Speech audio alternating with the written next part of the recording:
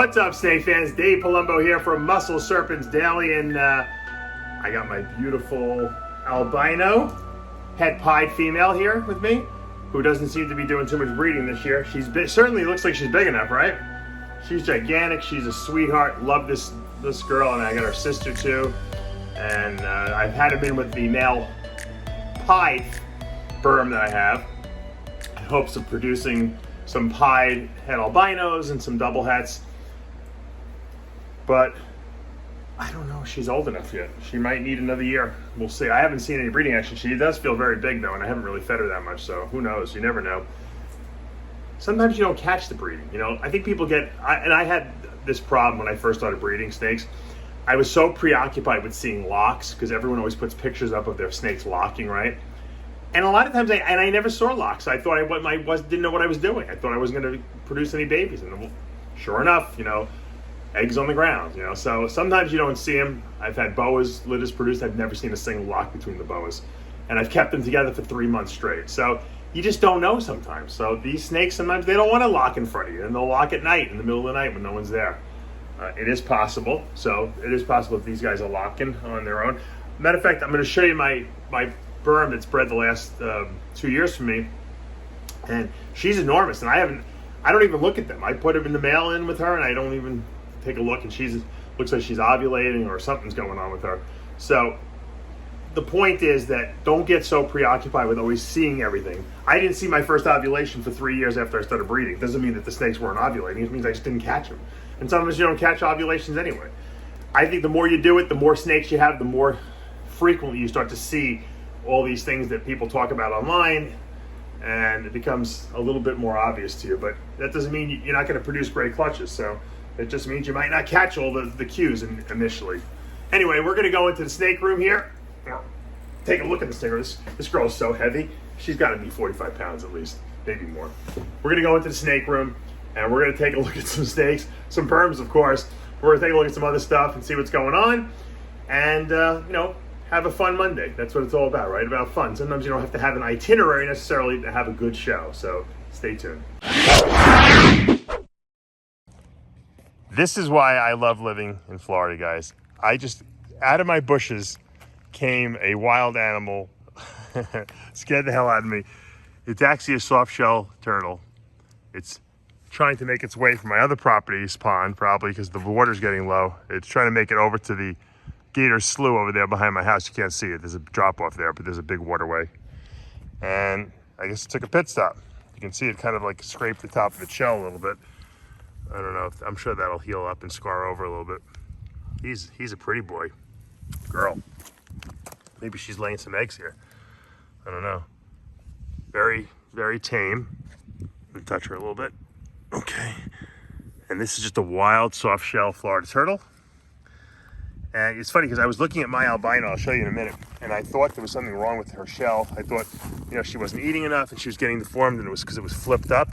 And I see that that's the way all these soft shells look. This is an adult, and look at how flipped up its shell is on the side. It's not like warped or anything. That's just how it is. It's not a round, smooth shell.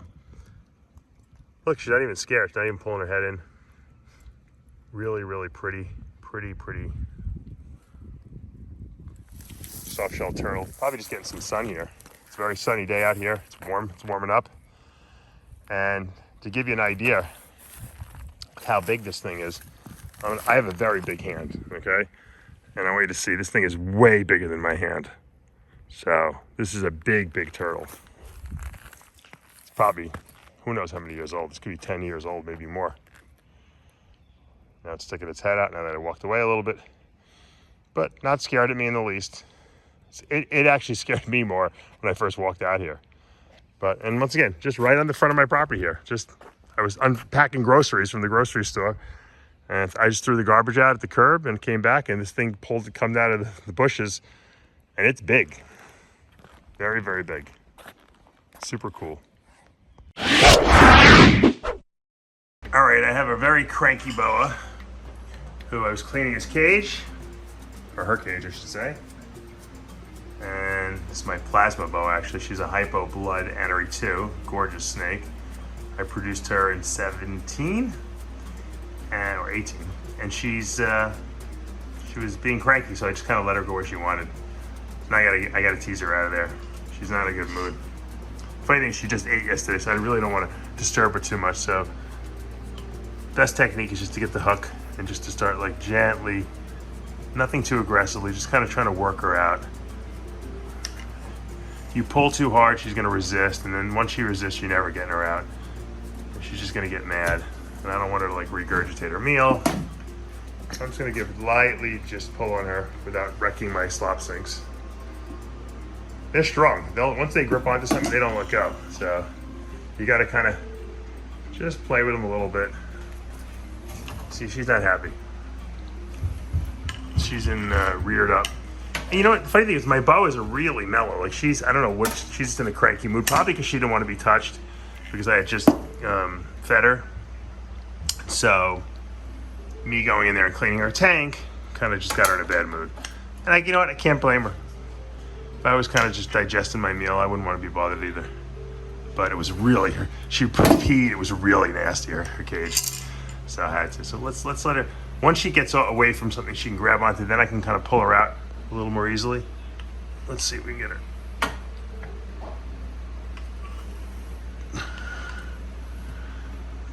Now, once I get her out, the trick is not to get bit. I don't think she's necessarily going to strike and grab. I think she's more in the leave me alone mode. Okay, so we got her out here. Now if I can get her into her cage without having to pick her up, that would be great. There she goes. Hopefully she'll go into the cage because she just wants to be left alone. And voila, I look like a snake handling expert. Hardly. Amateur hour, definitely. All right, I just picked up this really nice clown. I wanted to show him off to you guys just because I thought he was awesome. I picked him up from Matt at American Made Exotics. And I'm pretty happy with him. He's a leopard, yellow belly clown. Leopard looks great in clown, we know that. Look at this. This is a really, really dark striped clown. I like it. Obviously you get the yellow belly blushing on the lower border. Always good to have yellow belly in clown. I really didn't have too much yellow belly in my clown projects. And so I felt like I needed to add that. Obviously this is the time of year where I kind of try to pick up snakes that will help my breeding projects in the future. Obviously I do a lot of stuff with freeway projects, which is the yellow belly asphalt. And if I want to get into the freeway clown stuff, which I'm trying to start adventuring into, getting some of my crazy stuff I have into that, I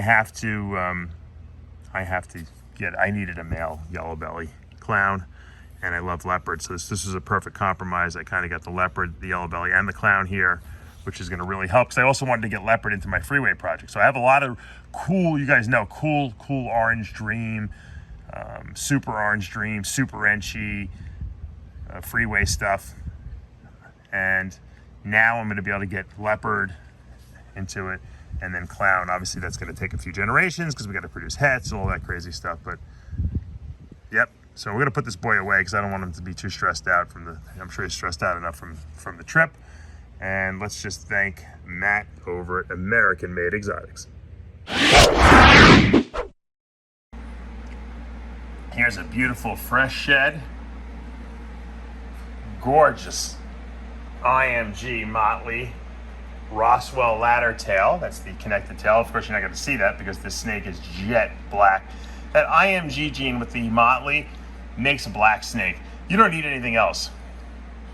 I have enough of these, and I've seen enough of these IMG snakes now. When you put that IMG and that motley gene together, you get a black snake, and you get them fast too. They turn black pretty quickly, and you get that iridescence. So if that's what you're looking for, and that's all that's important, is you want a black snake, and you don't really care about the other genes, because this female is a powerhouse. I got it from my good friend Mike Weitzman. And she's also 100% het col albino in blood. So she's double het for a red dragon. But if you just like a black snake, I mean, just look at that. IMG combined with that motley gene, and you're gonna get it all day long. I thought the anery gene was important too, but not so. This girl's a really black looking snake, and she's gorgeous. Like I said, just fresh shed. She's got a few pieces of shed still stuck there actually, but Gorgeous, gorgeous snake. Now I have another IMG that's really cool. I thought I'd show you. This is an IMG motley also.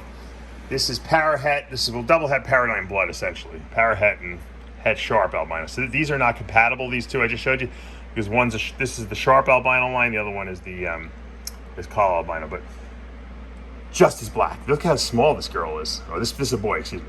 All right. This boy is tiny, and he is also jet black. Once again, motley IMG combination. You don't need to get anything fancier than that. If you just like a black boa, and that's what you want, a super jet black boa, that's what you do. Buy a snake that's got the IMG gene. Look at that. Look how black that thing is. Gorgeous, right? Absolutely not. He's not happy though. A little cranky today. But absolutely beautiful, beautiful black velvet looking aggressive snake today. Not happy. But he is gorgeous, that's for sure. Black beauty. And that's a nice little sight whenever you see a nice little lock like that. And that is my paradigm blood female in there, who I'm not going to disturb, being wrapped by a blue line sharp sun glow that I got from Europe.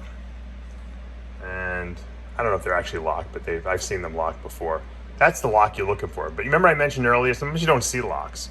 Don't get so worried if you don't see it. Sometimes I get lucky. You open it up, you catch it. I have a lot of snakes, so sometimes I catch them, sometimes I don't. There's other snakes I've never seen locked. But that's a nice sight. All right, now this is a sight you might say, wow, that's great. These boas are definitely doing something. And look how small these guys are. This is a V70 ball python tub. These are dwarf boas, or as I like to call them, super dwarf boas. This is my T positive sumaton female. So that's a Honduran T positive, onyx motley, hypo, and I'm breeding her to an Inca, which is something I just got into recently. I love the Inca pattern. They're true dwarfs too. Inca, het T positive. So we could produce some cool stuff here from this. I'd like to see how that Inca matches up with the onyx gene. Although, you know what, I haven't seen, this female's very small. She hasn't been eating. Yes, she's spending time with the male, but I haven't seen a damn thing. Last year, she produced some infertiles. She didn't have a very successful litter. I said, you know, I'm going to try to do it again, breed her again. I probably should have given her a year off, but there was like 2 babies. That was it. It was like really small. She's got a lot of age in her too, so I didn't breed her for a long time. I didn't try to breed her young. So I figured, you know what, I think she can handle 2 years in a row. Let's see. I don't know. Like I said, she looks small, but that's what these boas are. They breed really small. So we'll see. I'm going to cover these guys up and let them hang out with each other here. My wife doesn't like that term, hang out. And hopefully we'll get some babies from these guys later this year. Here's another super dwarf, as I like to call it. This might be the coolest snake in my collection. You know, sometimes I've shown her off before, but maybe, you know, people haven't really, or I haven't really instated how cool this snake is. This is a super onyx. So right away, it's a super dwarf. This is a female. Super onyx, Honduran T positive, hypo, blood, anery 2. A lot of genes in this snake. And she was almost white when she was born. Now she's got a little bit of red in her. Obviously, you're not going to see a lot of red because I'm pretty sure there's anery 2 in here, which is the anery is going to remove the red, or most of the red. She is just an interesting colored snake. She keeps changing as she gets older. She has tremendous, tremendous genetic potential because of all these genes in her. And I'm pretty sure they're all in there. I don't know for sure. I'm going to have to wait and breed her out to prove them all out, obviously. But if she does hit out on all those genes, wow. Because I'm thinking if this girl wasn't anery, she would probably be fire engine red, you know. And she's still got some, like I said, she's got a whitish tinge to her, and she has not turned yellow at all whatsoever as she's gotten older. So it's a very, very interesting, you know, she's essentially patternless too. And that probably has a lot to do with the hypo gene in there, and the super onyx removes a lot of patterns. So there's so much going on in a snake that the potential is limitless, really, if you think about it. Beautiful jet black eyes because of the blood in her, blood boa in her. So we got this is just like one of these things that once again you put her in the rack, you feed her every other week, and you just let her grow. And these super dwarfs take a long time, before they're ready to breed. So they're not going to breed, so young. I might have to wait even another year, for her. I don't think she'll breed. Maybe she'll breed next year. I don't know. But certainly, it's a waiting game. You got to be very patient with these super dwarf boas. But when they do produce, the babies come out big, and they hold their value. They're valuable because you can't crank these things out. That's just not the way these things work. It's a long-term project. I've talked about this before. Probably my coolest snake. I wanted to show you this 2020 female super onyx, just to give you an idea of what the super onyx looks like without all the other genes in it. And this girl is really nice. I'm thinking about possibly letting her go because I do have a lot of babies. She is super onyx. She's 66% het Honduran T positive, 66% het blood, and 66% het anery 2. I don't think she has anything else in her. That's why I've held her back, because these snakes change as they get older. Sometimes you find stuff that's in them that you didn't know was in them. She's pretty dark, although she's got a really red underbelly. I'm almost wondering if she's super onyx blood. Because you know what, I had another one. I have a super onyx blood that I didn't think was a super onyx blood until it got older, and then the red started coming out. But this could just be, onyx has also got a lot of red in it. So, and so does super onyx. But this girl there's definitely no hypogene in this, that's for sure. And this is definitely not Honduran T positive, because that would be a red baron. We know what those look like. She's super onyx, so she could be super onyx blood. Because remember, blood is kind of dark. But I don't know. I don't know. That's why I'm saying I don't let go of these snakes so quickly. I hold these snakes back. I don't list them so quickly because I just don't know. I've sold a lot of onyxes recently, and I haven't listed a single one. People just contact me. Here's a gorgeous male. It's a 2019 that could possibly breed next year. This is a hypo Honduran T positive onyx, so that would be a T positive sun glow onyx. It's 66% het anery and 66% het blood. Gorgeous male. All right, this snake is going out today. It's getting shipped. Of course, you're probably saying, you're shipping in this weather? Well, I'm shipping to Florida. Florida is fine. This is going to my good friend, or my new good friend, Wesley Alvarez. This is a hypo blood, and it is para-het, meaning that it could be 100% het sharp albino or 100% het boa woman caramel, and it's also 100% het anery 2. And Logan, this is my son Logan. Logan, do you like this snake? I like different snakes. You like different snakes. This is a dwarf boa, well, partial dwarf boa, because the sharp albino and the boa and caramel is Colombian. So this snake will get big, but not huge. And he is gorgeous, or I should say she is gorgeous, and she's going to be a stellar part of Wesley's. Oh, Logan's zooming in there. It's a little too much zoom, Log. She's going to be a great part of Wesley's breeding projects, and he's getting a great snake. Really clean pattern. That hypo cleaned up this blood really nice, but yet there's a lot of contrast. Look at that eye stripe and that almost that little V.